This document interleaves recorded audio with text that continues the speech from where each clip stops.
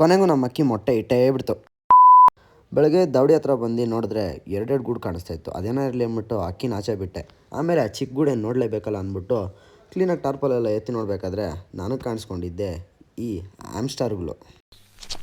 ಇವ ಯಾರೇ ಇವನು ಯಾರ್ಯಾರು ಬರ್ತಾರೋ ಮರೆ ಈ ಮನ್ಯಾಗ? ಹ್ಯಾಮ್ಸ್ಟರ್ಗಳು ಯಾರೆಲ್ಲ ಸಾಕಿದ್ದೀರಾ, ಹಾಗೆ ಯಾರ್ಯಾರಿಗೆಲ್ಲ ಇಷ್ಟ ಅಂದ್ಬಿಟ್ಟು ಒಂದು ಕಮೆಂಟ್ ಹಾಕಿ. ಈ ಅಕ್ಕಿ ಏನು ನೋಡ್ತಾ ಇದ್ದೀರಲ್ವಾ, ಕರೆಕ್ಟಾಗಿ ನಮ್ಮ ಅಕ್ಕಿಗಳಿಗೆ ಊಟ ಹಾಕೋ ಟೈಮ್ಗೆ ಅಟ್ ಪ್ರೆಸೆಂಟ್ ಇದ್ದೇ ಇರ್ತೈತೆ ಅಂದ್ಕೊಳ್ಳಿ. ನಮ್ಮ ಅಕ್ಕಿಗಳು ಒಂದು ವಾರಕ್ಕೆಲ್ಲ ಮೊಟ್ಟೆನೇ ಇಕ್ಬಿಟ್ಟಿದ್ದು ಅಂದ್ಕೊಳ್ಳಿ. ಅದಕ್ಕೋಸ್ಕರ ಇಲ್ಲಿ ಹುಡುಗರಿಗೆ ಕ್ಲೀನಾಗಿರೋದು ಮಣ್ಣು ಎತ್ಕೊಂಬರೋಕೆ ಹೇಳಿದ್ದೆ.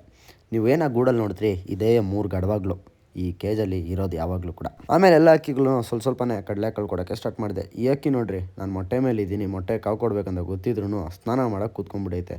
ಆಮೇಲೆ ಕ್ಲೀನಾಗಿ ಹ್ಯಾಮ್ಸ್ಟರ್ ಕೇಜೆಲ್ಲ ಬಿಚ್ಚಿದ್ವಲ್ಲ, ಹೆಂಗೆ ಸೆಟಪ್ ಮಾಡ್ಬೇಕು ಅಂದ್ಬಿಟ್ಟು ನೋಡ್ತಾಯಿದ್ರಿ. ಆ ಗ್ಯಾಪಲ್ಲಿ ಎಲ್ಲ ಹೆಂಗೆ ನೀರು ಕುಡಿತಾ ಇದ್ದಾವೆ ನೋಡಿ. ಆಮೇಲೆ ಕೆಳಗಡೆ ಫುಲ್ಲು ಗಲೀಜಾಗಿತ್ತು, ಅದನ್ನೆಲ್ಲ ತೊಳೆದ್ಬಿಟ್ಟು ಹಂಗೆ ಒಂದು ಸ್ಮೂತ್ ಕುಡ್ಕೊಂಡು ದಾವಡಿ ಎಲ್ಲ ಕ್ಲೋಸ್ ಮಾಡಿಬಿಟ್ಟು ಇವತ್ತಿನ ವಿಷಯ ಇಷ್ಟು. ನಾಳೆ ಸಿಗ್ತೀನಿ.